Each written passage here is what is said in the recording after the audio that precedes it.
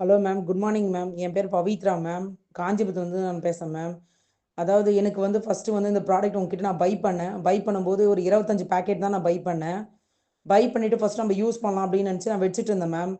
அந்த டைம் தான் எனக்கு வந்து முடிஞ்சுது பீரியட். ஸோ நம்ம யூஸ் பண்ண முடியல. சரி நம்ம ரிலேட்டிவான எல்லாருக்கும் கொடுக்கலாம் அப்படின்னு சொல்லிட்டு அக்கம் பக்கமும் ரிலேட்டிவ்க்கும் ஃபஸ்ட்டு கொடுத்தேன் மேம். கொடுத்து சொல்லப்போனால் நான் வந்து ஃபஸ்ட்டு பேமெண்ட் வாங்கலை.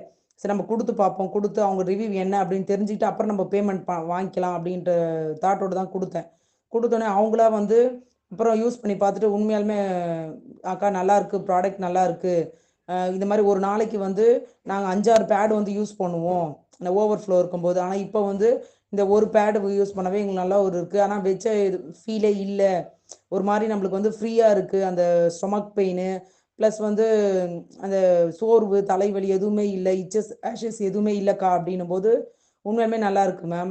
அதுக்கு அடுத்தது வந்து இந்த ரொம்ப ஏழ்மையான ஃபேமிலிலாம் கூட முதல்லாம் சொன்னாங்கன்னா எப்படி இது வாங்குறது அப்படின்ற மாதிரி கேட்டுட்டு இருந்தாங்க. அப்புறமேட்டு அவங்க நான் கொடுத்தேன், நீங்கள் யூஸ் பண்ணி பார்த்துட்டு அப்புறமேட்டு எனக்கு வந்து நீங்கள் பேமெண்ட் கொடுத்தா போதும் அப்படின்றத சொல்லியிருந்தேன் மேம்.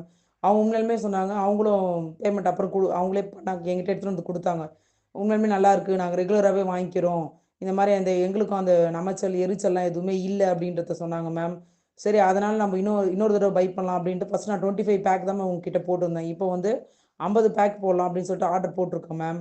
உண்மையாலுமே சொல்கிறேன், இது வந்து பெண்களாக பிறந்த எல்லாருமே வந்து யூஸ் பண்ணி பாருங்கள், கண்டிப்பாக நல்லா இருக்கு. ஏன்னா இது ஒரு வரப்பிரசாதம்னு சொல்லலாம். இப்போ வந்து நிறைய பேர் வந்து இப்போ வந்து கன்சீவ் ஆகிறதுலாம் தடைபடுது அப்படின்னும் போது இந்த மாதிரி நம்ம யூஸ் பண்ணும்போது ரெகுலராக யூஸ் பண்ணும்போது அந்த இடத்துல வந்து எந்த பிரச்சனையும் இல்லை அப்படின்ற ஒரு இது வருது.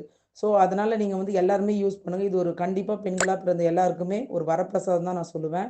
யூஸ் பண்ணி பாருங்கள், கண்டிப்பாக நல்லா இருக்குது மேம். ரொம்ப தேங்க்ஸ் மேம், எனக்கு நீங்கள் இதை ரெக்கமெண்ட் பண்ணதுக்கு ரொம்ப ரொம்ப தேங்க்ஸ் மேம்.